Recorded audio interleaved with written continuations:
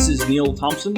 He was introduced to me through Electric Universe Electric Universe Theory Facebook post. My buddy Michael, who's been on the show before, I believe it was T-shirts for Psychonauts, was the name of the episode.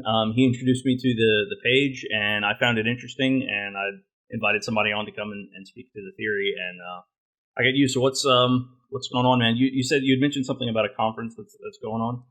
Oh yes, in Phoenix, Arizona, we're having the Electric Universe conference. We have one every year, and they've been growing rapidly now.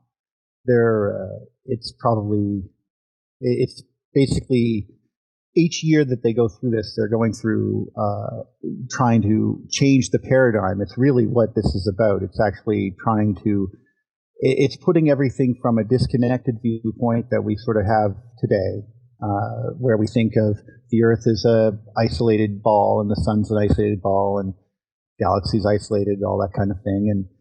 But it's becoming more and more apparent that that's not the case, that things that we didn't exist before in the past, like we couldn't understand charged particles as well as we can today, as we could, say, in the Victorian era. So it's understandable that things like the Big Bang and the idea of kinetic energy and things hitting each other would be the way of the world. That's what they would think. Mm-hmm. So as science progressed, things have completely changed, and this conference is sort of like, I guess, this sort of like an amalgamation of all of the people that get together from all the different walks of life that are now affected by this and want to learn about science from a different point of view. Okay. And since paradigms are almost like religion, if you understand Thomas Kuhn, it's hard to be honest, especially if you're scared of the unknown, which is basically as soon as you walk out into the idea that the universe when you encounter something mysterious, if it doesn't work the same way as you thought it did, they just go, "Wow, mystery." But it works. I hate that. I hate that. It's the worst. Well, that shouldn't be in astronomy. It shouldn't be there. I mean, there's enough information out there if they would just sort of walk next door and talk to somebody else in a different field. Right. No, I still think that in science it's okay to not know something. Yes, as long as you're very much so. As long as you have some ideas about this might be this. We're trying to figure out what's going on there. Well, and that's the truth of it right there. Some people don't want to acknowledge that. You know, they want to have all the answers. I think particularly in fields where science tends to make money, like if you look at the pharmaceutical industry, where science tends to make money, it's easy to sway studies one direction or the other.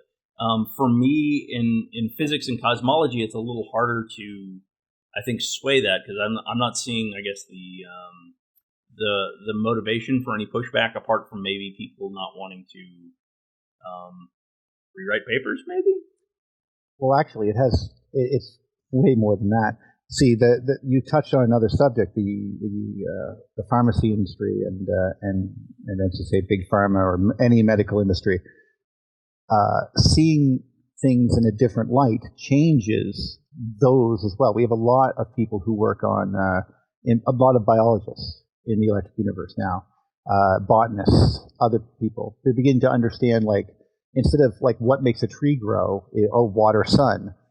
That makes sense. We all understand that. But now we're beginning to understand, well, actually the tree is grounded through into its roots into a water table that's going through a ground, and the ground is dry. So that's a negative charge, the positive on the inside, negative on the outside. The tree is sticking up through that and reaching higher and higher into a negative area.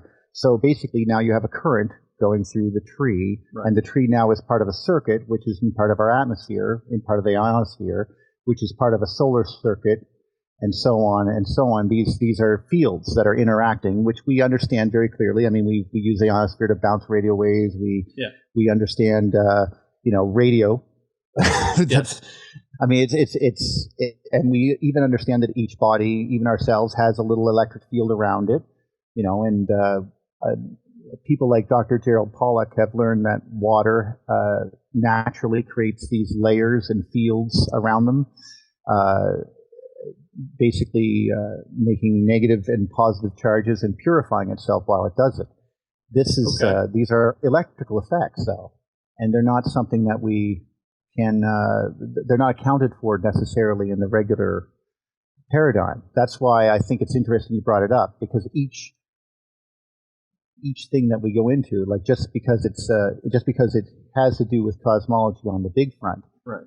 It still affects all of the things below it, which it's a big rewrite. Well, I'm a big proponent of thinking that there's a lot more to reality that we don't quite understand.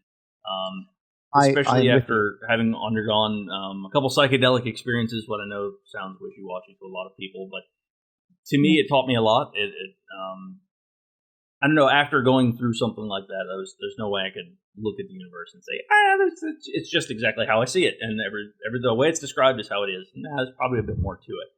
I think where, in the short video I watched about electric universe theory, the one piece that sort of broke down for me was the currents through space. My argument there is the vacuum of space. It's so almost perfect we can't make it here. Now, granted, it's not perfect. You're never going to have a perfect vacuum. That sort of thing doesn't exist. Right. My argument, the thing I guess I didn't understand maybe was, how do you get a current through that sort of vacuum? Well, the plasma is actually extremely conductive. Right. As a gas in space, if you can imagine the field that each of those little tiny particles generate, even though they're spread out by like a meter from each other in general space, they actually still completely respond to electromagnetic waves just like anything else. So the sun is a positive charge. It aligns these things right along. It basically, because they are stripped of their ions, they're stripped of their electrons, and so they are totally at the mercy of these fields. So that's why they start responding to. There's a principle in engineering. I'm an electrical engineer, technologist by trade. So one of the things that I'm going to use some engineering terms, but you might have heard of the right-hand rule. I'm a security engineer, by the way. I work in networks primarily, but... Well, that's probably much more interesting on that level. But not really. It's mostly... But you might recognize that some of the things that you do to get good communication through wires, like twisting them, to create an inductive link to the other wire, for example. This is a similar process. What happens is that due to the right-hand rule, or basically the principles of electricity, is that it will pull material together into filaments. That's why you have lightning bolts and stuff like that. And these filaments actually have long-range attraction, short-range repulsion type feelings to it, it's electromagnetism, like a plasma ball. Yeah. Yes. And so they automatically form these long twisting fields, which we can view, and you can see these filaments in space as well. Once you start getting a really good look with the high-res Hubble pictures from, say, the Orion Nebula, you can see it's just filled with these braided filaments going all through it. Okay, it's not just a glow. I guess I can kind of see where that would be the case. I mean, it's not unfeasible to think that there are electrical currents in space. But I guess what's the paradigm changing thing there? Is it not just an addition to our current paradigm? Well, that's one thing that people often ask. It's like, well, how does this going to change things? Well, what are the implications, I guess? What are the implications? Now, keep in mind, I'm not a scientist at all. I just have a mild fascination with cosmology and physics and stuff. So I have a pretty good understanding of things, but it's a pretty good understanding of the current paradigm. But there's nothing incredibly like when I said that it's well thought out, the original paradigm. It's well thought out to a certain extent. It started breaking down sometime around I guess, 1960 or so. And then it's been rapidly hitting more and more because of the detail of what they're seeing. It doesn't conform to their theories. So Well, you the way have... it was described to me by a physicist is that every time they discover something new, it raises more questions. So they end up, basically their question list just keeps getting longer and longer because they'll figure something out, and it's like, oh, well, that raises like 10 or 12 different other questions that we have to figure out. Well, this is actually the issue right there. You nailed it on the head. It's because they have these questions. It's actually the beginning of the failing of the paradigm. There's just, your paradigm is the theory that you're hanging everything on. It's based on nuclear fusion and fission, the pressure that's generated by that, and the ability for a star to gravitationally hold itself together, and then everything else is based on gravity and inertia. And that seems to be now incredibly shallow.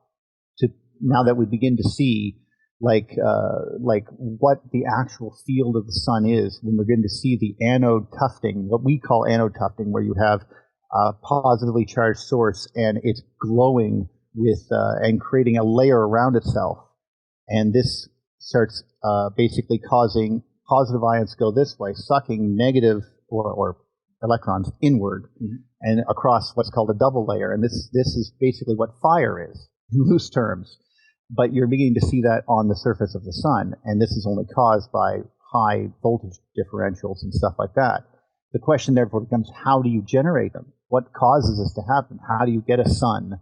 You know, like where is this? Why, as you said, what changes the paradigm? Well, now you can look at these heliopause as not just the sun's radiation pressure. It's actually the limit of the sun's electric field.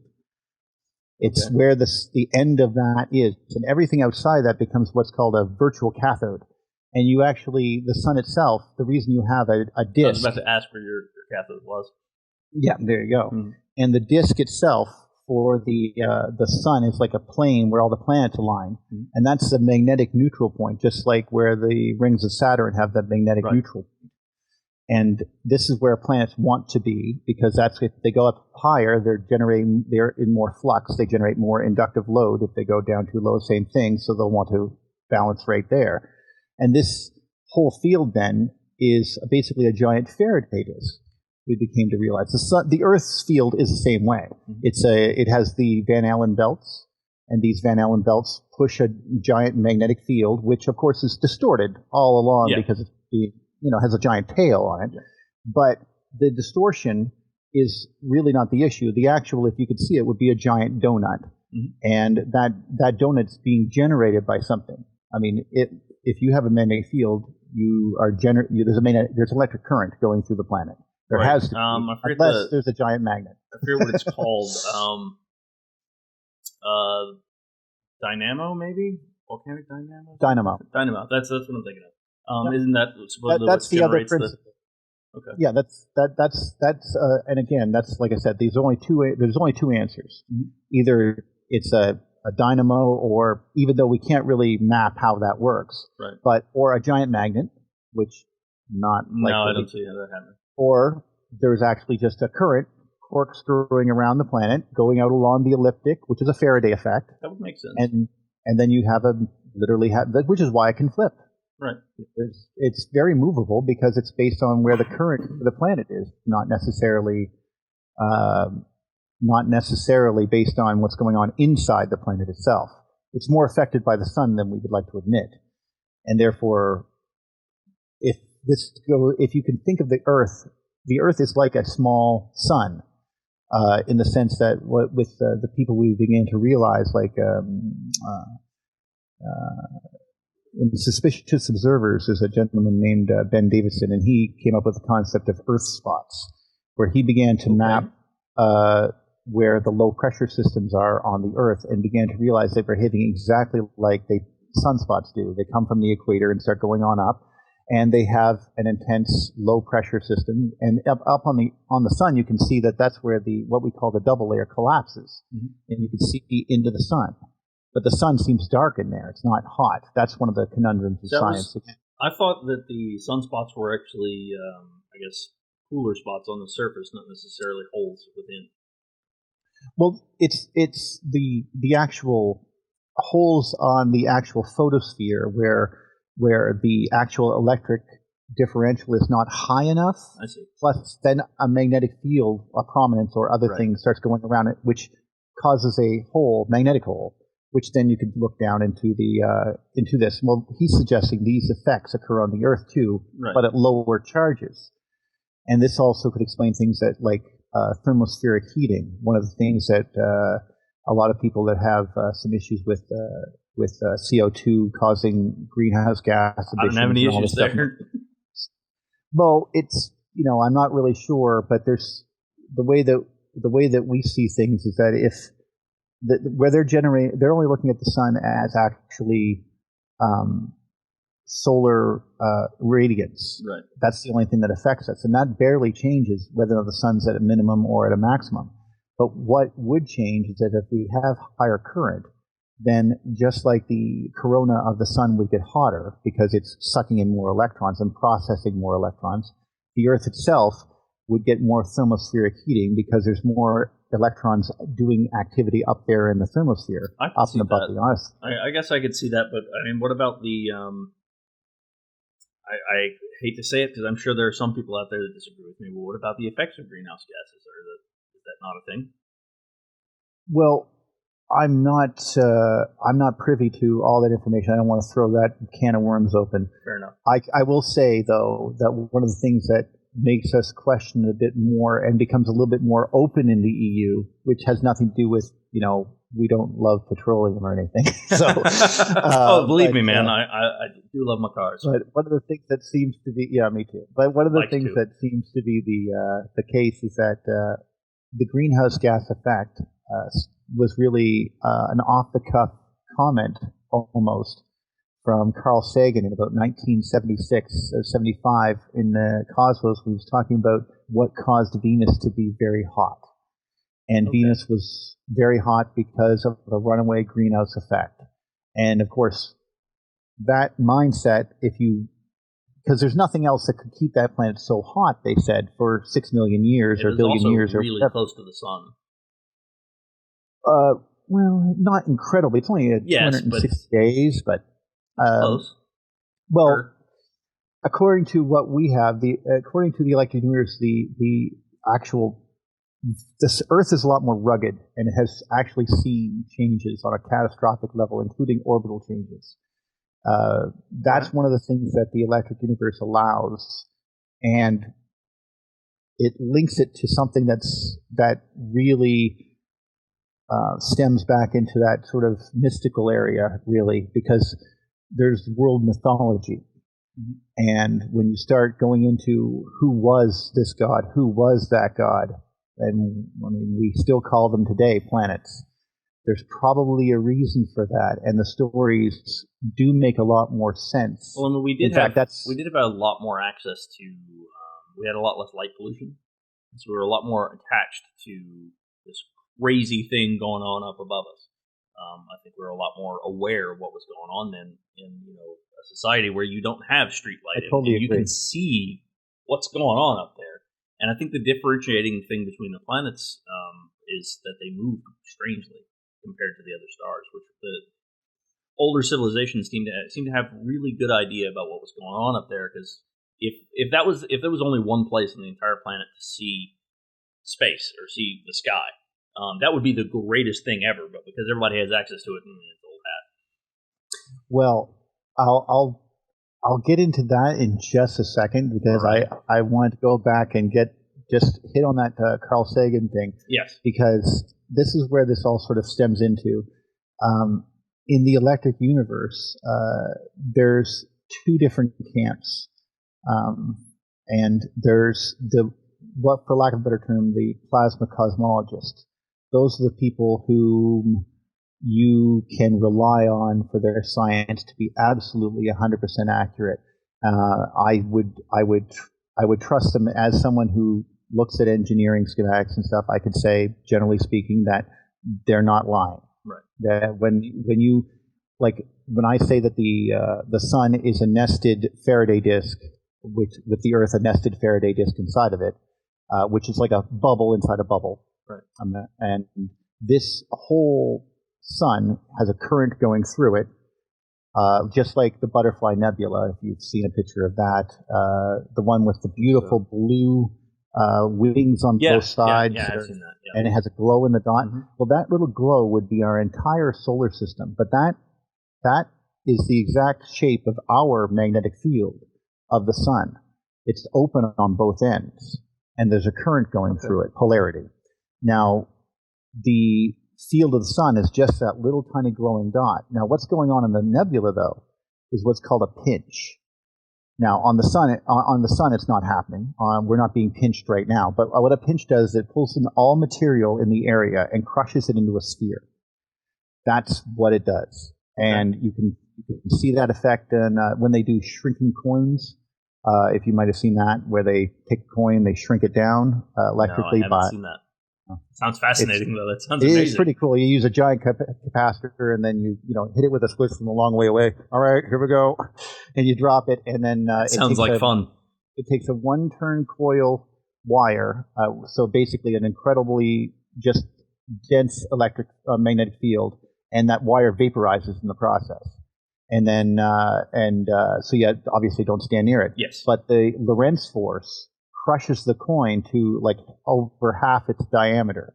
So it's literally crushed down, like a quarter will be crushed down to like the size of a nickel and stuff like that. That's crazy.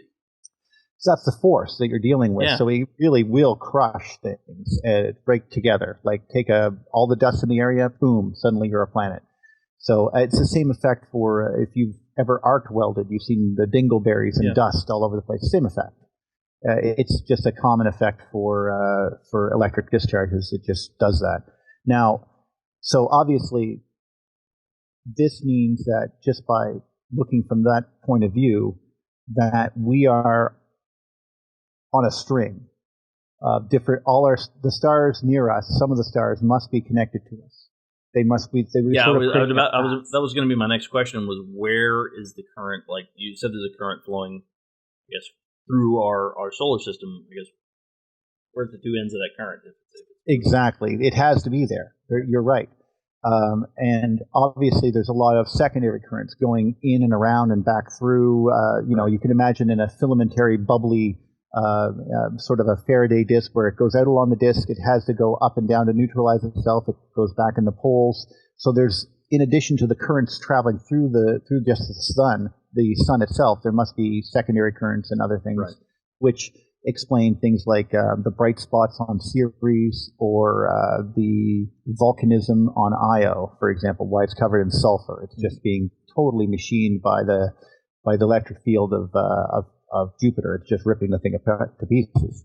Enceladus in and around the rings of Saturn is also having pieces torn off it. They say it's adding to it. I say it's the other way around. I say it's machining it. But so what that means on a galactic scale is, of course, the same effect, exact same disk, except now. Obviously the center of this disk must be a plasmoid, which we call Seyfert galaxies or the active core. We think it's a black hole, but at this particular juncture now, it seems to be clear that there's electrically, with this effect to pull things in and to crush them, is a much more realistic and electrically verifiable scientific fact, as opposed to a black hole, which is a little bit more quasi-mathematical. Yes, but there's some evidence out there for black holes with Hawking radiation, gravitational waves. But granted, gravitational waves could be caused by neutron stars as well. But those all seem like reasonable ideas. And I am just down the road from LIGO. It's literally like less than maybe 2 or 3 miles from me. I've toured the place. We are of no love for LIGO. I'll tell you that. No love for LIGO. Oh my goodness. Well, so what's going on there? So why? I guess what's the problem in their apparatus? Well, there's no speed of light for gravity. It's no speed limit. It's not part of the equation. Right. So I don't think that it's. I think just like a electric field creates a magnetic field, and there are points on this field. Obviously, gravity is a similar effect. it should be instant. It should Right. be thus. So if there's a force here going here, this should be this. There's no speed. It's just this what it is. So, Same, so time and space being warped by things, I guess, wouldn't. You're right. What would be the limiting factor? There wouldn't be any. we don't have any. Since it doesn't really travel through a medium that should be instantaneous. There's no.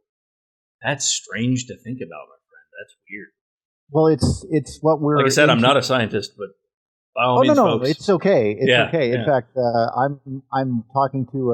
I'm trying to put it to as correctly, but yet as simply as I can, because what this means, like a lot of us, and I say us because there are different facets of it. One of them is, of course, disproving Einstein. It's not an easy task.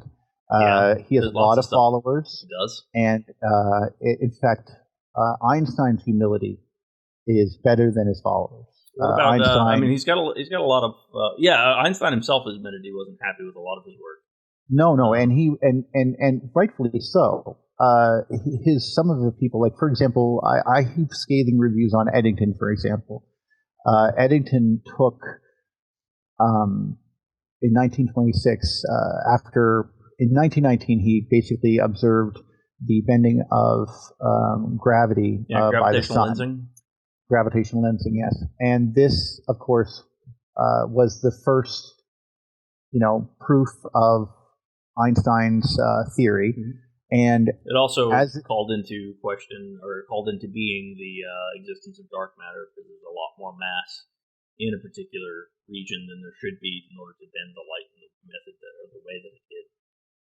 Well, that is getting into dark matter. Just to be clear from my standards, in the electric universe, there is exactly the amount it should have.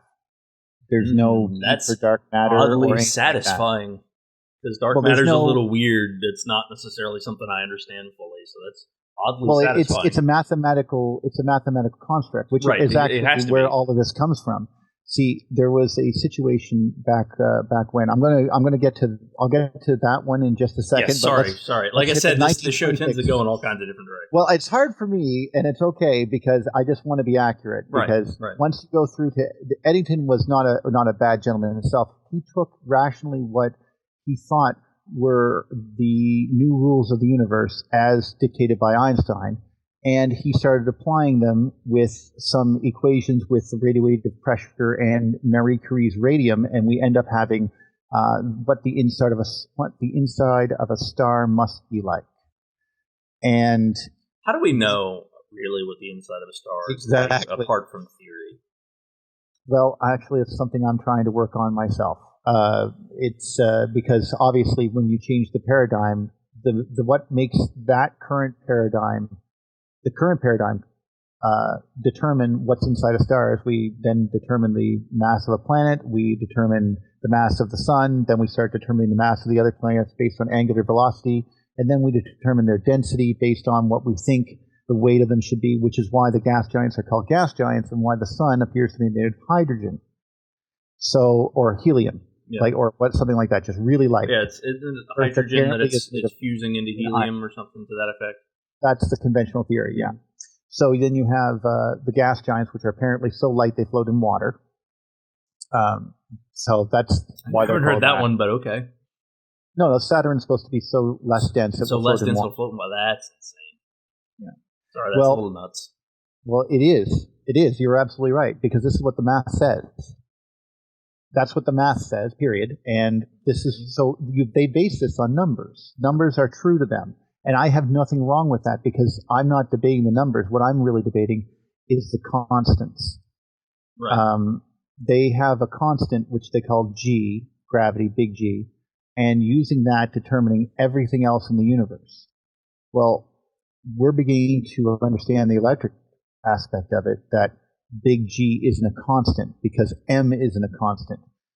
In the E equals mc squared equation, there's mass. E equals mass, yeah. Times c, speed of light squared. Now, that's a valid equation, and I agree with it. All right. The trouble is that people replace mass with the word matter. and assume that you're creating matter or taking away matter. No, mass is a property of matter. Yes, that's and true. You adjust the mass. As the Higgs boson tells us, it's mass is definitely a property of matter. At least, I'm still not sold on the Higgs boson. I'm not still sold on that at all. But that falls into brain theory, which seems to be a lot about what you're talking about with a lot of these fields and things. It sounds very similar to string theory or brain theory. Well, this is actually just electrical theory. You can actually do this in the laboratory, but this is like when you work with plasmas. If you work with cellular structures in plasma, and I don't mean cellular plasma like blood cells and stuff. I mean actually electromagnetic boxes of plasma. Throw some magnets in there and some dust particles, and see how they interact. You'll get these effects. Except, of course, we have gravity, so it all falls to the bottom. Like if it has anything mass to it. Speaking of mass, though. So he determined, and Eddington determined all this. Well, gravitational lensing in the electric universe is and I'm going to hate myself for not remembering the poor gentleman's name, but I understand. In EU 2015, he had a wonderful description of showing plasma as because it's like an atmosphere, and so it has different densities.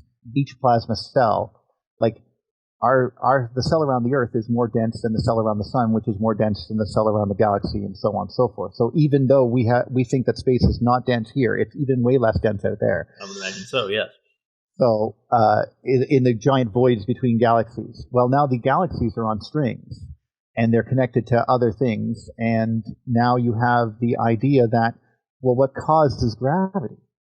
Well, we have something that seems to be, it can't be shielded.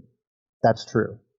It's not electrostatic. Right. It's not like I can do the same thing like a balloon, rub my hair, stick it to a wall. Right. Although it behaves similarly. It has all the same properties of that. Similarly, it's, I think, best way to describe it, it's akin to an electromagnet versus a real magnet.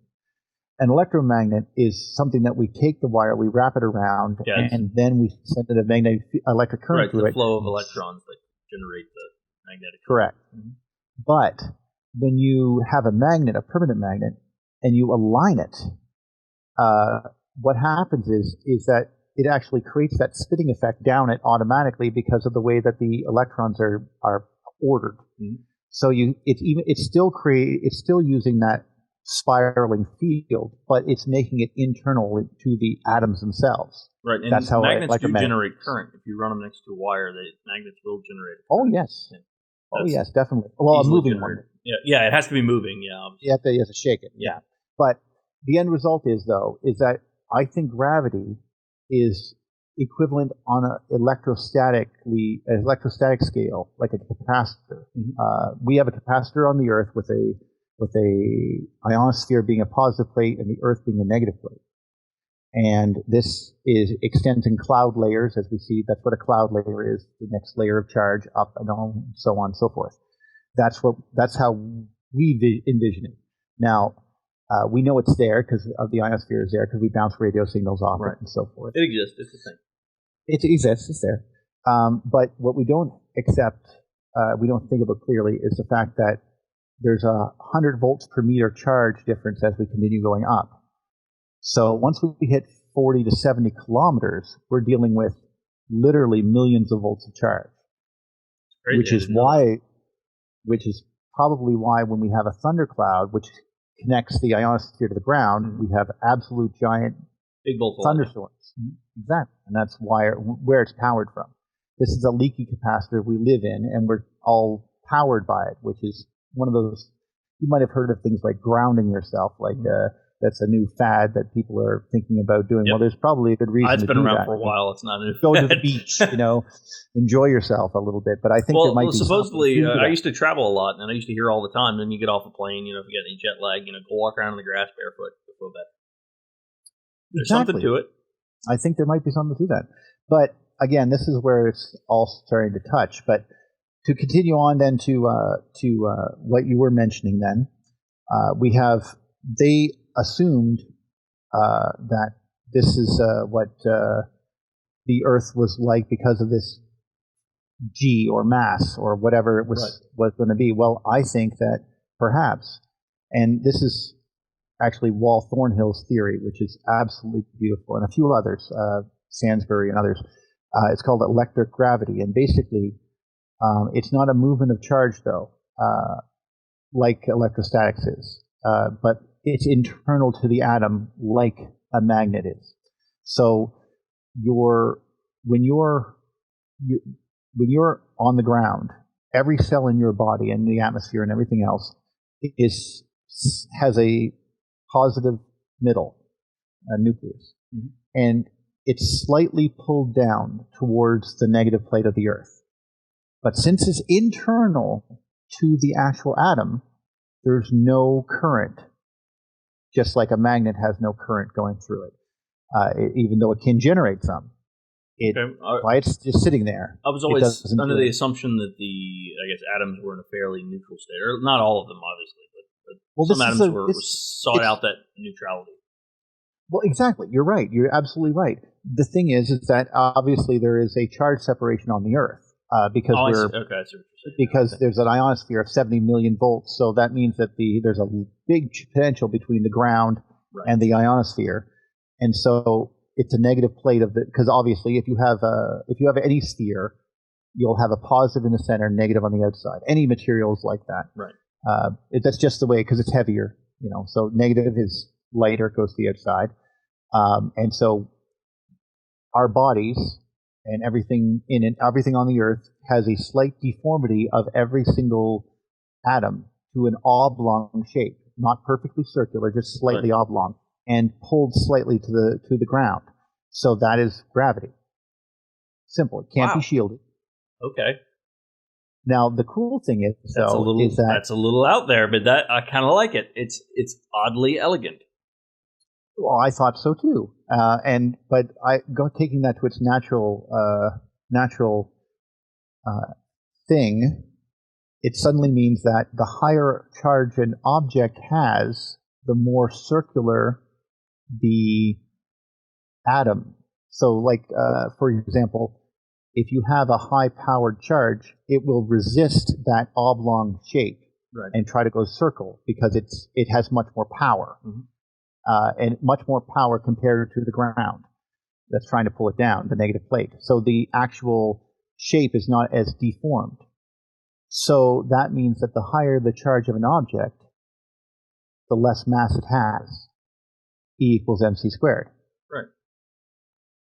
So the sun and the gas giants are not made out of hydrogen or made out of gas. They are simply highly charged. Okay, I think I get it. Yeah. That's oddly elegant. I think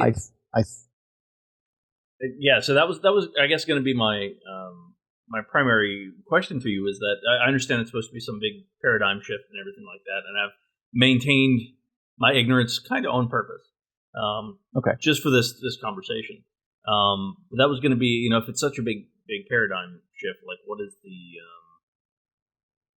what are your explanations for things like gravity? And that's brilliantly done.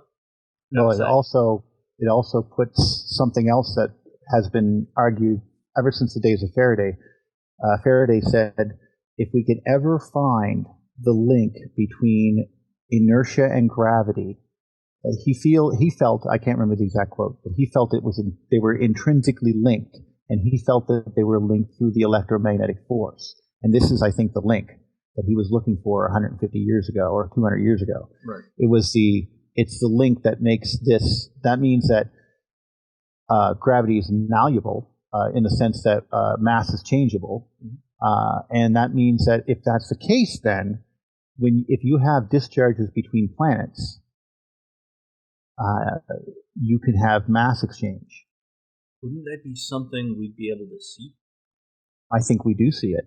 Really? In what way? Well, for example, during the 2004 tsunami, the ionosphere was pulled towards, we'll say pulled or pushed towards the ground. We don't know from a prominence from the sun, perhaps, altering the field of the Earth. But whatever happened, the actual ionosphere dropped 30 kilometers. It went from 70 to 40, and that's the lowest point that I know it happened. And that's when the earthquake occurred. And during the earthquake, it generated 42 million tons of mass to the Earth. The Earth shifted by that much, the equivalent of that. So maybe we just simply lost charge, and that's why we had a mass change, and therefore the orbit changed slightly. And this should happen regularly. We should see these more often as we brush near other planets, like the ancients used to fear conjunction of planets. Yeah. That is a big thing. And I think that when our tail, for example, hits Mars, they have a giant global-wide dust storm. Really? Yeah, because our tail is obviously electromagnetic and totally messing up their field. Oh, okay, yeah, all right. Now, when Venus touches ours, it's actually a little weird too. This is where the biology comes in. And this was first noticed by Sir Fred Hoyle way, way back. And he's the father of the term panspermia. Yeah. Which means... I've actually followed that, or abiogenesis and panspermia, or something I'm fairly familiar with, at least the current theory, as far as I understand it, from panspermia is organisms living from meteor impacts or impacts from other bits and pieces throughout space. Exactly, and there's nothing, and that makes perfect sense in either paradigm, really. But one of the things that really struck me home as weird is that Venus is incredibly electrically active. It's very hot. Now, I'll tell you why we think it's hot in a second, but moving a little bit forward, the tail of Venus, when it hits the Earth on a new moon only, which means that the moon is closest to the sun and therefore extending our magnetic field slightly more outwards. 45 days after that event, he noticed that we had a big flu season. Really? Yes. Crazy. So how does that? Well, I guess what's the tie-in there? How does it influence? Well, he seemed to imply then that the atmosphere of Venus or whatever contains the virus, and it comes down through our poles, goes into the magnetic pole of the Earth, and then spirals down throughout the atmosphere. That's a little crazy. Well, that was his theory, and of course he said this is just. I mean, I'm not saying it's completely out there. Like, sure, I guess I just want to see some evidence to show. Hey, is there flu floating around in the atmosphere of Venus? Well, it's like the Ebner effect. Recently has been coming. Is a very weird effect. That's the one where they put seeds into an electric field of a different type, and then the fields, the plants are planted, and they grow into prehistoric or alternate versions of themselves. Crazy. Because of the field. Awesome. Well, that's what I mean by we are just beginning to touch on to what really happens. Like, I mean, think about now going back in time, all the crazy stuff that they built way back when, and why we don't understand how they did it. There might be a very good reason because, number one, they could be genetically altered because of the field that they're in. Two, there could be, who knows, giants could exist again back in the past. It could be, that's much more plausible under this scenario because who knows? I mean, electric fields do tend to change things, and now all life is inside of one. What happens when the field changes? Right. We know that the field was more potent in the past, and what did that mean for things like, you start getting into religion, the burning bush that did not burn. You have Moses goes to the top of the mountain. He pours water or oil, I'm not sure which, around the base of the plant, and then the water connects to the water table underneath there, and now you have a dry desert, negative charge, positive water, positive charge, because it's connected all the way down to wherever the hell the positive charge is, and now it's on top of a mountain sticking up through this charge. and then it starts to burn without burning or give a Coriolis glow around it. And then he said, I listened for the word of God between the thorns. That's where I heard it. And the name of God is Yahweh, so he was hearing Yahweh, Yahweh, Yahweh, Yahweh. So he goes and uses the same principle and goes and builds the Ark of the Covenant, which is probably, well, that's what he says. It's not me. Right. But then it also explains little things like why people were dying when they're near it, because it was an arc light. Right. That constantly going off, and they were make a little sense. And they were getting tumors and everything else. Right. If you touch something and it shocked the hell out of you, I mean, that would knowing anything about the universe. Dead, they said. We're just dead. That would probably put the fear of God in you, for lack of a better word. And I have with some of these things. As far as mythology and a lot of the Bible goes, I think a lot of that's it's a lot of it's anecdotal, so it's hard for me to maybe it happened, maybe it didn't. I don't know. I'm with you on that. Mm-hmm. There's some things that, however, now this is basically, in a nutshell, that's where your plasma cosmology, electric universe. The only thing that, for example, to explain your dark matter question, basically there was you can see certain elements in stars using the lines, the spectral lines. Yeah, spectral analysis. And so they started adding up the mass of all the light elements. And they said that the light element mass should be the same throughout the universe. And they found that it was not. Like lithium was a different than helium and so on. And the difference between that was not a small amount. It was a difference between 10 to the power of 137. So that's a big number. Well, that happens to be the number for dark matter. That's where they got the idea of it, because it goes, well, the rest of it must be non-baryonic. It must be out there. Mathematically, we know it's there. But the trouble is what they're missing. Well, mathematically, it has to be there. Something has to be there. Is that, or we don't understand the basis of our observations are wrong. Exactly. I agree with your second statement. Basically, the reason I think that they're wrong is because they don't understand how things like this behave in a field. The galaxy is a field, and it behaves it will follow the electromagnetic rules before it follows inertia and gravitational rules. And these cells will behave linked along the arms of this spiral, not because they're being pulled around by inertia and gravity and stuff like that, but they're being pulled around because they have positive and negative charges, positive and negative poles, and they are literally being pulled along by the same way you automatically put a piece of wire on a battery and then you touch it to the bottom and it just starts spinning automatically. Yeah. Well, that's the Faraday effect. It just automatically works. There's a name for it. It's some sort of engine. I forget the name of that. Yeah, it's a homopolar motor. That's it, motor. That's it. That's what I was thinking. And that's the same thing that you use for the electricity going through your house. Mm-hmm. The electricity goes through, it pushes the disc, mm-hmm. and it's a linked effect. This current goes this fast, the spin is this fast. Yep. It's linked, and that's why you can now then use the spin of the atmosphere and the planet to therefore tell the current through it, especially we can tell the amount of flux through the planet using its own magnetic field. And then you can see how efficient it is, and so on and so forth. And you look at these things through an engineer's point of view. Right. And that's a lot of the, I think, troubles in science is they tend to operate in silos. And the big discoveries and the big names that you hear about in science tend to be people that operate between those silos. Either they work in one field and they switch to another one, and they carry over some of the lessons that they learn between the fields. So I think that's a brilliant and very elegant way of looking at things. But I do like the crossover there between, I guess, knowledge. Well, it like I said, as the more you began to work it, the more you began to realize it's a paradigm shift.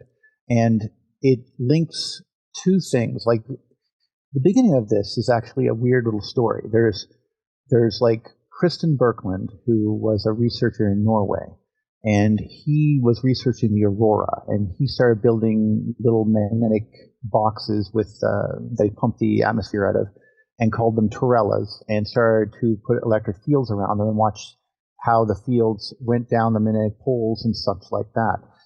And he was the first one to say that cathode rays were causing it, because this is before the idea of electricity was even really there. I mean, on that level, they still call them cathode rays, basically. And he said it was more like a fluorescent tube. That's how the atmosphere is glowing like this. And this power must be coming from the sun. This is his theory. Now that he had another gentleman, Hans Alfvén from Sweden, is the 1970 Nobel Prize winner for physics. And during his speech, he said, "Don't use my old equations. I was totally wrong." And that's what but his equations were frozen in magnetic field lines into space. And that's what they still use today. But he said, this is wrong. Plasma cannot freeze in these fields. There has to be a current. So that's what his contribution through the remainder of his life till he died in about, I'm not sure when, I think it was somewhere in the 90s, 93. When he passed away, right up until his death, he wrote out basically an entire new cosmology using the rules of what he understood them to be for space. And he showed the circuit of the sun, the circuit of a galaxy, and he showed, as I said, how it goes out along the disk and then up back through the poles, and then you have current going through the poles and then continuing along, because the currents themselves are layers. Because just like it doesn't work exactly as we think it would in some cases, but you'd have a current, a tube, and then the tube around it is going in another direction, and the tube around that's going in the other direction, the tube around that's going in the other, because they're all pulling on each other, because this plasma is going to do that. It's not as efficient way of transferring power, because it's inside because of, obviously, this is just such a big field and so large that it takes a while for the fields to form as well. Even as much as we'd like to say that they're instant, there has to be a time delay before they can notice a field changing millions of light years away. So I think what I like about electronic universe theory is it seems to be more practical. I think so. There's a lot in I think I see what's different now as far as brain theory or M theory or string theory, however you want to say it. Is a lot of that is all way out there, whereas this seems to be time is time, and space is space. Yes. Period. That there's no bending of anything here. That's what I like most about it. I guess it seems very eloquent and tied up with a nice, neat bow. So my interest would be in seeing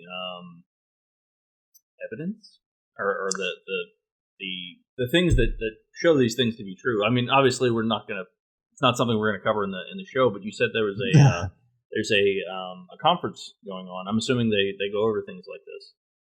Yes, one of the things at the conference, it's like I said, June. I believe it's 16th to the 19th, and I won't be able to make it. I've got a little girl on the way. So. Oh well, congratulations. Yeah, she'll be due around at that time. Well, born into a new world. Anyway, but they've actually have quite a good sponsorship, and one of the things that they did last year, they showed their work, and I met with Monty and Wall and Michael Claridge and a few others who built the Sapphire Project, which is basically a sun in a jar. Wow! They actually used the principles of what we're doing. They pumped out all the air, put a giant container, and they put all the probes that the sun has around it currently, all 17 of them, and they put those probes in and around their own sun that they put in a jar, but they're movable with sticks and stuff, so you can move them around with it. And you can put different sensors and whatever, and they've stored energy in that double layer. They've sent off EM pulses accidentally with their own double layer, but you can see the anode tufting, you can see the corona. You can see the polarity. It's all right there for you to watch. And pretty crazy also. They're trying to basically prove that this is totally possible. Now, one of the things that's really interesting about this is how it sort of came to be. Plasma cosmology, like I said, was following and Hans Alfvén up the way there towards the scientific aspect of today, but it also stems from another point of view as well. There might have been a gentleman you might have heard of. There's a gentleman you might have heard of by the name of Immanuel Velikovsky. The name sounds vaguely familiar, but nah. He wrote a book in 1950 called Worlds in Collision. Okay, and I do know the name. I do know that title. Okay. Well, what he did in that particular book is he showed through historical record of the Hebrews and others that they witnessed great calamities, great devastations by Venus, by Mars, by this and that and the other thing. And mountains were melted, pillars of fire, basically all the worst parts of the Bible. And he said they lived good read, by the way. And they talked about it. Pardon? It's a good read, by the way. Oh, well, I didn't read it myself, but I definitely read enough about it only because of the fact that it's fascinating. I was raised in a very religious household, and the one thing that set me on a course to doubt was reading the Bible cover to cover. It was punishment for something or other I did. And I had to read it from cover to cover, and I was like, nope, not buying it. Sorry. It might scare you to believe this that I actually read it voluntarily. Oh no! I think it's good. I think it's no. It's I mean, I read it voluntarily because of this. Oh, okay, wow. Not the theology, because it pertains to it. It really does. There's the Bible itself is not the be all end all. Obviously, this comes from Rome, and this has nothing really to do. But it gives you hints. And these hints can lead you to more important places. Like the Apocrypha has a wonderful slew of stories about angels. Mm-hmm. And each one of them, and what they did, and some of the ways that, if you think of an angel, by the way, something like, if you could see, imagine only the top of an angel, a top of a magnetic field. Okay. Sorry. Just the top of the donut bubble. Right. That sort of glowing white, you might get an idea what I think I've seen when I saw angels. But also what I think people see when they see UFOs sometimes, and why they're reflected to radar. That's one I've always wanted to see, ball lightning. Ball lightning? Do you know if there's any videos or anything? Because I would really like to see ball lightning. There's some, but they're very short-lived. I've had. It's just interesting. I'm not sure why, but it's the same effect, I think. I think that basically there's a principle with high energy electromagnetics called plasma guns, and Winston S. Bostick actually shot two plasma guns together, and when he developed the film he recorded at super high speed, he saw the twisting plasma and form a galaxy, and they said the scientist that makes galaxies. I do remember seeing that somebody had made the same spiral that you see in galaxies. Yeah, but that's what he did. He shot these two things together. Well, I think that the middle of a galaxy, especially a Seyfert galaxy, especially ones that are emitting these jets. Mm-hmm. These jets are not really jets. That's the radio noise is actually the magnetic field that you're seeing of the actual galaxy. That just the most intense part of it, which is the two poles as they pinch down with the magnetic field. But you're also seeing this type of plasma gun effect, but shooting out both ends, basically, is what it sort of is. And I think that effect is basically one of the sort of like a ball lightning effect as well, in the sense that it's much smaller, short-lived, but it sort of starts, the magnetic fields sort of start feeding themselves. And it tends to happen after sometimes lightning hits and other things like that, where you can see the ball sort of dance off. Yeah, that's typically had. Or inside the middle of an airplane for some reason, which actually doesn't surprise me in the least, actually, when I think about it. But I mean, it's a metal tube. I mean, where else is it going to go? It's going to break down the middle. It's a positive charge. Mm-hmm. You have a sheet on the outside constantly, like at 600 miles an hour, you have ions flying by. Mm-hmm. So it's going to spin that little bastard all the way down the middle of that thing. That would be fascinating to see. I mean, that was, I think, probably where it came from. Probably terrifying for me. I used to be, I used to be an ethical hacker. So I got to fly and travel a lot, and I think it was probably where it came from. Is planes getting hit by lightning and stuff like that, and reading stories about ball lightning traveling down the aisles of airplanes. It's like, that's crazy. I want to see that just because that's insane. But it's powered. It's powered by the fact that it's inside this field with us. It's part of the electric field of the Earth. That's why it's there. and there's no reason why it shouldn't be there. This is a normal. Now it seems to be a much more normal, natural occurrence. But when Velikovsky did what he did, one thing that he managed to do, just like speaking of what you said, like you've seen Zaytun Cairo, the Virgin Mary apparition. I haven't. 1968 to 72. Well, you could look it up, but basically they saw a glowing woman that looked sort of so bright you couldn't see her, rainbow colors, giving off an ozone smell, and she was healing people. And 2 million people witnessed this, and they called her the Virgin Mary. Well, this is where I'm getting the idea that the building itself had a metal roof. So I'm imagining that it was a plasma form dancing along the top of it, and it was. This is what I'm giving. You get that ozone smell. I would like to think there's something electric involved. That's what I'm thinking too. Yeah. Exactly. They said she smelled so beautiful. I'm like, I don't know if you're smelling what I would smell, because someone else said, yeah, it was ozone, and it burned my eyes. And I was like, oh, so you know what that is? Yeah. You must have with a photocopier in 1968, because I bet that's the only place you can see that. Mm-hmm. But so I begin to. It basically begins to touch on supernatural stuff, because what worlds and collisions seem to indicate is that great events occurred in the past that scarred the planet and scarred the people. They were affected by this. It destroyed a lot of things. What happened was that Wal Thornhill in the 90s was actually at one of these conferences about that topic.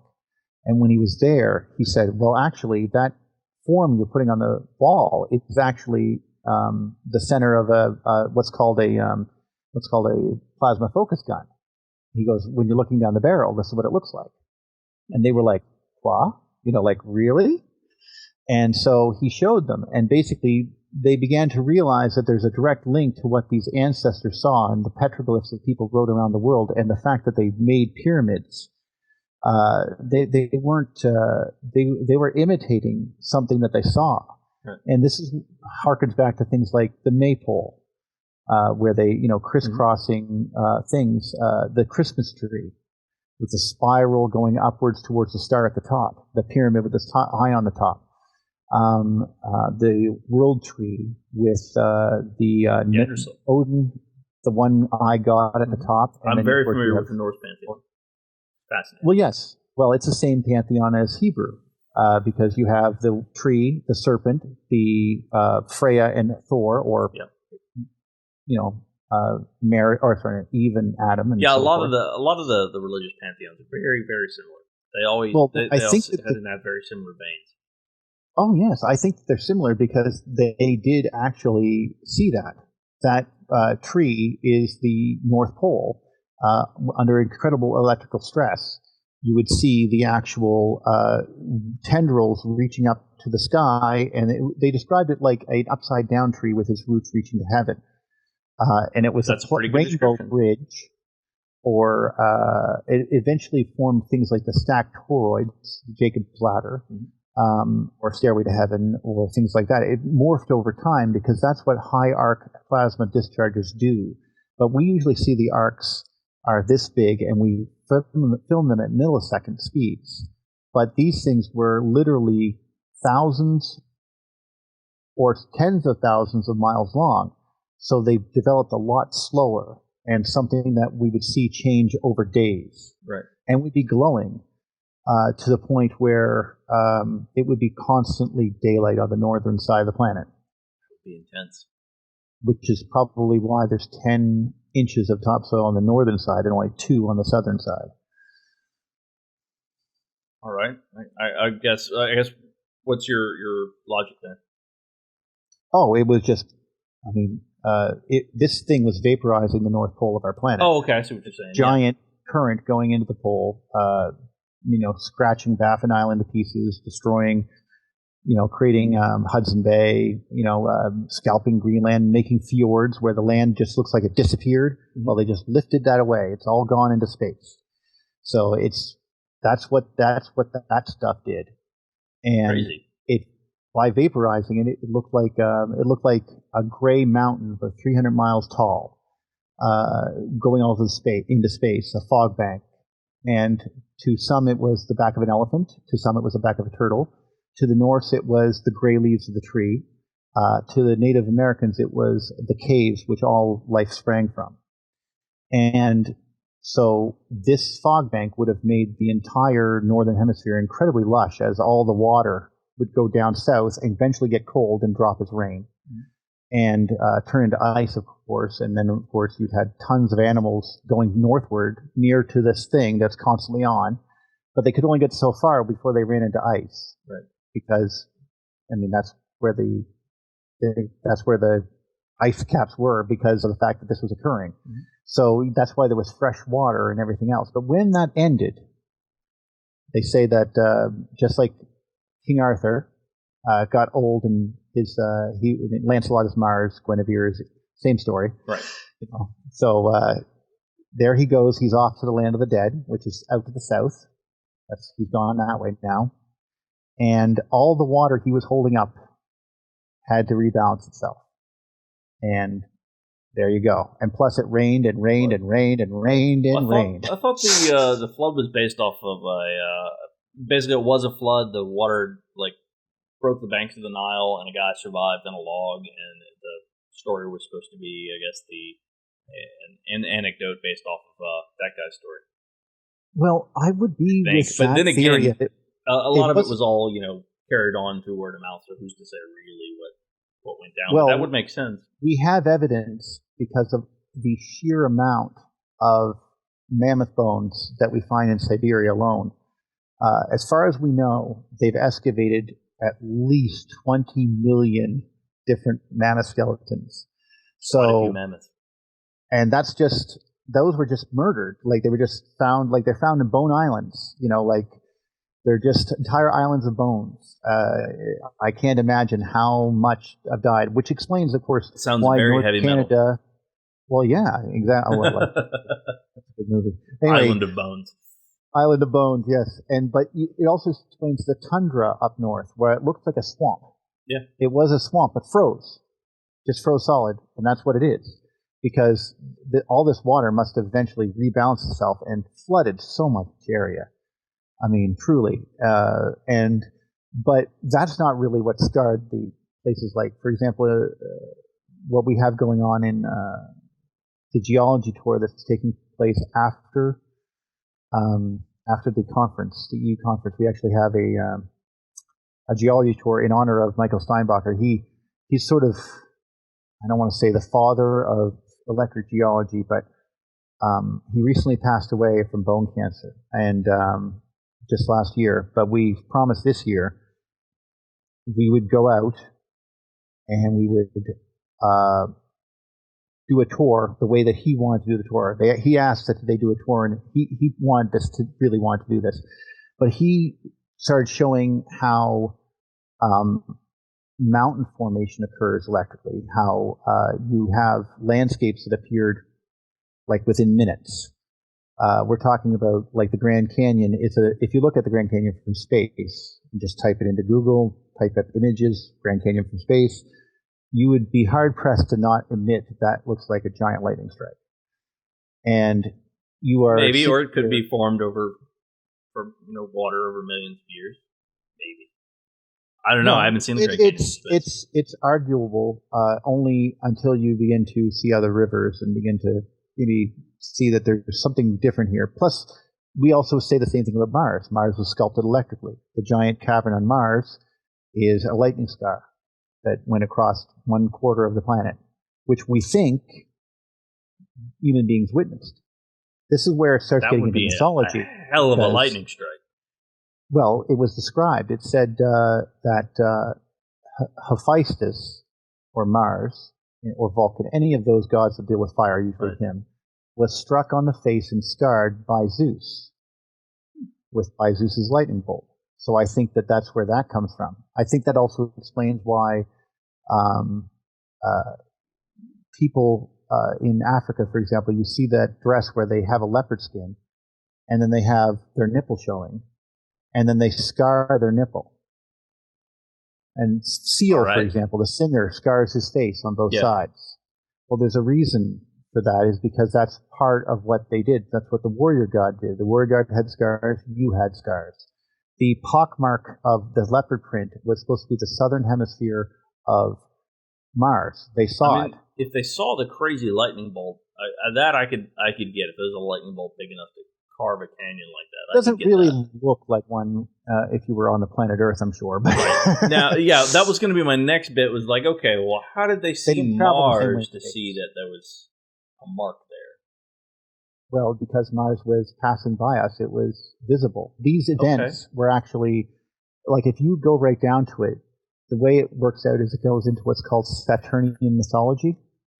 And you begin to understand why Sunday is holy, and so is Saturday, the second holy day. But Moon Day, or Thoth Day, or Wednesday, or Thor's Day, or Freya's Day, they're all different. And they're different because they're the other ones. Thoth is Mercury, Mars is Thor, Freya is Venus. But we saw the dance of the planets above our heads we seem to be somehow connected in a polar configuration with Saturn. We were underneath Saturn's pole. Somehow, we managed to end up there with Mars and Venus above us. Now, this is a very weird situation because that seems kind of odd, but we would occupy the same because of the magnetic field of that planet. If you because of how powerful it is. I mean, we're talking about Saturn here. We have a big magnetic field ourselves, and we sort of fell up into the donut. I see what you're saying. We were pulled, but we can't touch it, right? Because our field is too big, so we're sort of bouncing up against it because it's up there, and we're but we're much smaller, so we're sort of up at it. But we'd be underneath the plane of the ecliptic. We'd be getting a higher load from the circuit. We were in parallel. And we're in series with this other sun that was going above our head. Saturn, at the time, was glowing, not as bright as the sun was, but enough that it was constantly daylight on the northern hemisphere. And it was green for some reason. And it looked like a giant eye. And because it had the iris was, obviously had the black Norse or where we come from, the eye of a giant. Yeah. That's their...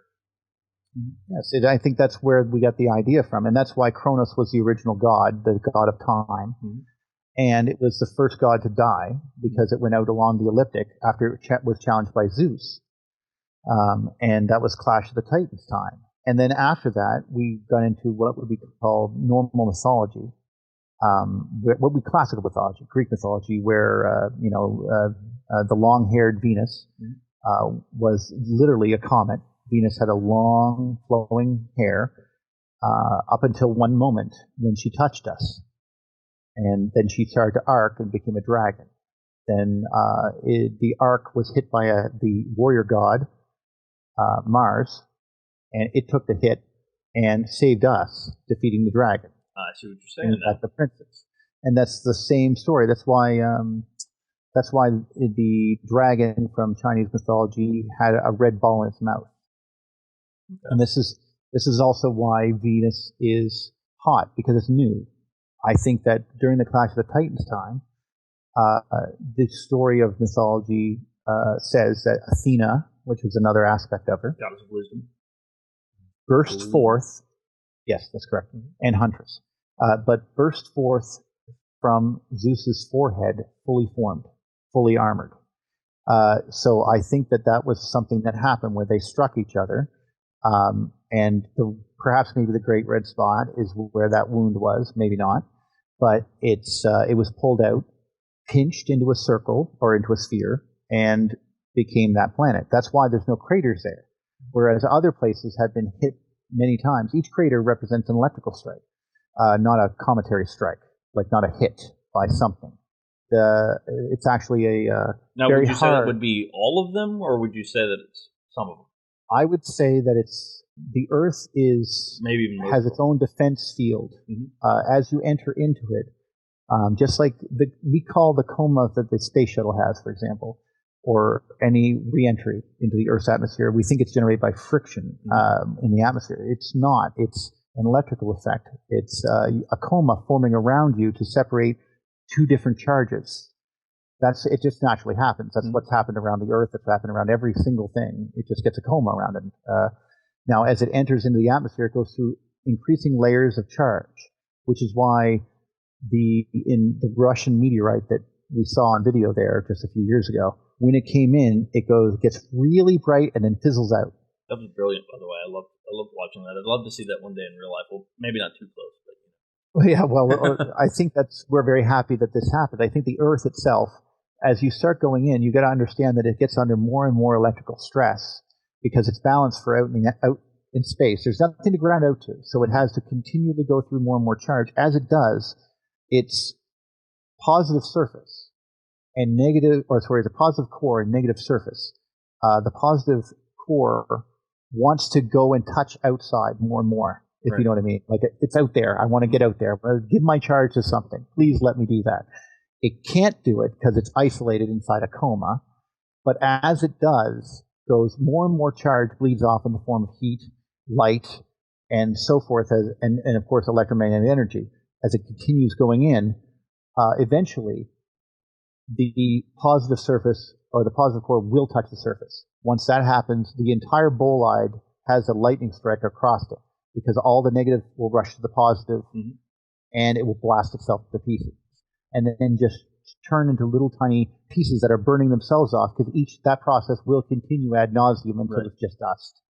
That's why we find very few meteorites because they don't actually hit our planet. We have a sort of a defense mechanism.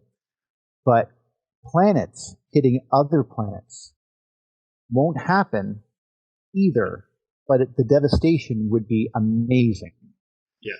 Because even though you would still have to transfer mass, you'd have to basically see now two planets, if they touch, if you're inside the field of one another, they're sharing the field now. Gravity is now altered on both planets, but it's going to start transferring mass from one planet to another. And that's going to take the form of an electrical strike between the two planets. So it's going to ravish across the planet, and whatever it hits, it will absolutely destroy or blow craters as it goes through. And I think this is why you see crater chains across the moon. You see these type of things everywhere across other planets as well. But you don't really see that here. We see a few big ones, but you don't see the chains. That's because we have a big atmosphere. Yeah, I think our atmosphere it does things in different ways. Like we have excavation throughout all of the American Southwest, all through Patagonia, all through most of the Middle East.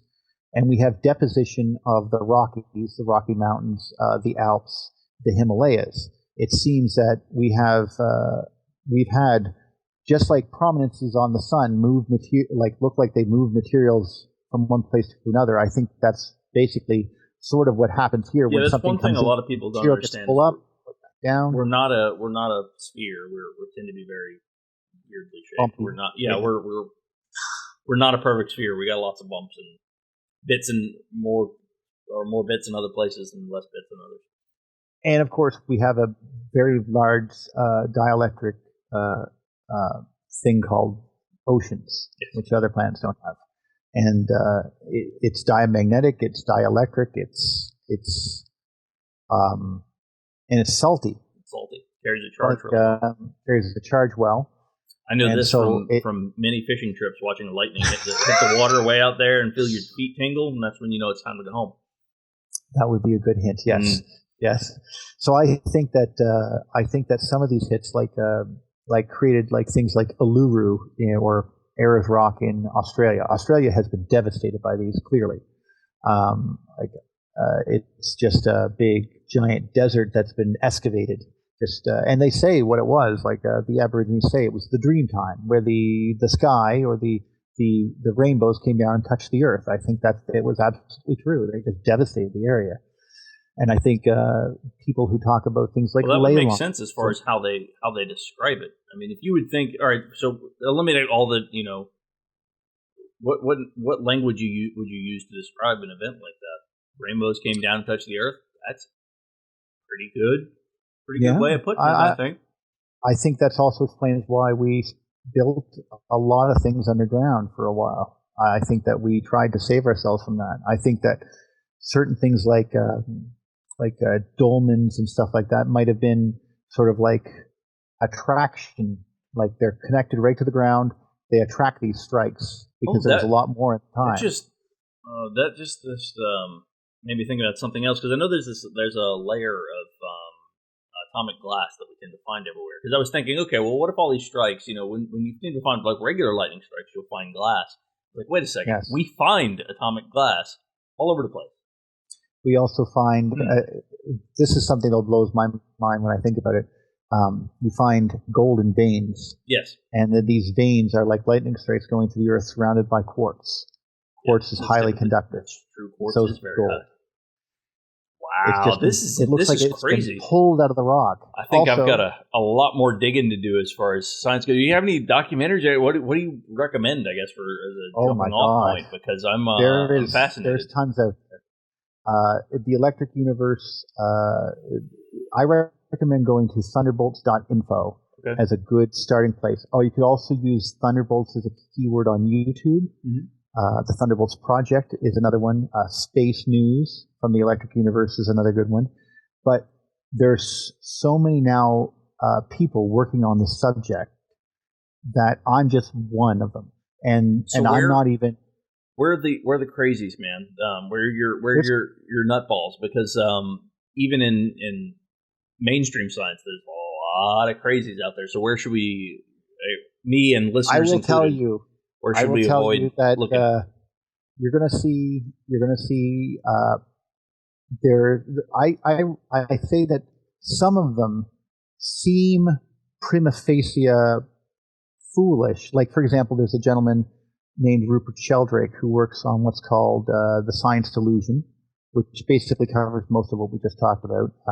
Basically saying things are constant when they're not. Mm-hmm. Like light speed has never changed, and it's changed. Well, that's a big problem with modern day physics, is that if the speed of light is constant, how are we getting light from so far away? If it's constant, then we would have never seen it. Yes, and there's other things like that. There's a rule for that, or a name for it, but I forget what it is. Well, redshift to us is electromagnetic as well in many cases. Redshift is what we use to judge the difference between the distances between galaxies, but it turns out that a lot of that, when you study quasars, you begin to realize that perhaps maybe a lot of this stuff, because of the work of people like Halton Arp, we began to realize that they are non-cosmological in nature, which means it's more intrinsic to the properties of the galaxy itself. So it seems that galaxies are born from other galaxies, mm-hmm. go along either the arms or out along the poles, and then are pushed away, probably by the Lorentz force, and then reattracted and grow from red to blue, or get more blue shifted. Mm-hmm. And seems to happen in stages. So that's why things like Andromeda, which is likely the parent galaxy to the Milky Way, right. we're the only one blue shifted to it. Yeah. We're falling towards it. Yeah. Everything else we're going away from. We're supposed to collide at some point. And it also means that things like these galaxies that are really close to us, like M39 and other dwarf galaxies that are supposed to be just ball galaxies that are near us, maybe they're not ball galaxies. Maybe that's what a quasar looks like when it's ejected from us. So we're looking at this thing the whole wrong way. And this is what I mean by... We're seeing things ass end up. Yeah, we start with a beginning. Like, the universe started way back when, like in the beginning. Well, that doesn't seem right. We should probably start at the here and now, work backwards, and try to deduce, and look at things through. I mean, obviously, if it's plasma, it's going to work like it does in a laboratory, at least somewhat. Mm-hmm. You should see now, as you said, the circuit. I'm not sure where if there's any go? Scalability issues with plasma or not. I know time scale is the same as distance. Yeah. It's at least through 14 orders of magnitude. That's at least. That's a bit. that counts. So, I think that so that means that if we can have an electric current, this also explains things that we didn't even understand, like the Schumann resonance of the Earth is 7.83 hertz. And we resonate on our human being selves, our brains also operate at 7.83 hertz. But crystals change frequencies. So the New Agers, of course, are attracted to this because crystals are a part of the electric circuits. We use them all the time. So there's no reason to say that they shouldn't actually have perhaps maybe something beneficial in helping you in the past. I don't mean now, because I really don't know. I'm not telling everyone, go out, try crystals. Buy some crystals, folks. But there seems to be evidence that in the past, ancient Egyptians used to heal with sound or with crystals or with other things, and they used things like the ideas of chakras and other things like that. Now, I don't know what this exactly relates to it, but I don't see a reason why this is not an avenue worthy of exploration to some degree. Well, my whole argument with a lot of the New Age science here, or not necessarily New Age science, but New Age like healing and stuff like that, has been, look, if it works for you, okay. But there's a lot about, the human condition and the human brain that we really don't understand. And we know it's a very powerful tool, and people have gone into like cancer remission just out of the blue because that's how we work sometimes. And if it's making you feel better, by all means, go ahead, folks. But just watch out for the charlatans because there's some people out there trying to take your money. Well, and that's a good thing here. We don't have we have people from all walks of life. Like, for example, there are Christians because they say, and they're not crazies. Please understand. But you have Christians who are very much attracted to it because they really want to know where the idea of God came from. Right. They want to know where this Eden was. Like we should, and it could help them prove things that are important to them. Granted, I don't think the same way on all the levels. But if my research leads to a place where they go, well, look, if we change the electric field of something and change the atmospheric density, we can cause giganticism inside of animals by changing the field they grow up in. Well, that to me is significant. And they've seemed to have done that. Like the Christian people are the first ones to try it. They have the money. Yeah, that's for damn sure. They do have some money. Now, and as I said, there's some New Agers that are attracted for this reason. There are people who are biologists who are attracted for reasons I have mentioned with regards to plants and animals and cellular divisions. Like, see, one of the biggest mysteries in the human body is, well, how does a cell wall get 30 million volts difference between the nucleus of the cell and the outside? And now that I think about it, does 30 million volts, and if that actually manages to break down, could that actually cause things like spontaneous human combustion? Yeah. Because you have a high amount of current suddenly just being dumped across you and only burning a certain amount of your core out. At least that's what it looks like anyway. I'm only suddenly spinning my wheels on that one. I didn't really mean to, but I'm just saying that's the kind of everywhere. That's the beauty of the show. We tend to go weird places. Well, and that is like not just cosmology, but now you have an aspect for archaeology. Now takes on a different bent. History takes on a different bent. Psychology no longer deals with the archetypes that were described by Carl Jung are now known plasma forms. You can actually go to Anthony Peratt first did that, where he took all the petroglyphs in the world, showed where they were drawn, what part of the sky they were looking at when they drew them, and what they were drawing were these forms. And he shows you the ones in the lab, and then shows you one in the computer simulation, and then shows you the pictures of the petroglyphs, and you go, oh, they're identical. So that's what they were probably seeing this. They drew what they saw. So they were like identical as far as even places in the sky that they were picking these from? Oh, I think I lost you. Hi. I lost you there for a second. Well, yeah, you did. I'm not quite sure what happened. I was like, did the internet go down? What's going on? Yeah, it happens from time to time. It's not a huge deal. But yeah, man, I understand it's getting kind of late there. We've done about an hour and 35 minutes, which is about 35 minutes longer than I usually do. All right. Well, but I really appreciate you coming on. One more time, you guys have the conference coming up. Where is it? How can people get information? When is it? Well, you can actually go to thunderbolts.info, and it's June 16th to the 19th in Phoenix, Arizona.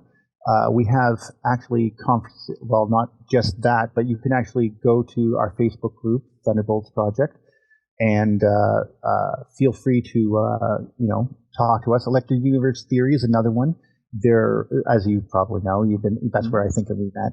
And you can please feel free to join the discussion. And like I said, Thunderbolts.info itself is going to give you the Thunderbolts picture of the day. There's right now, they've been going on now for well over 10 years. I've only known them for 8.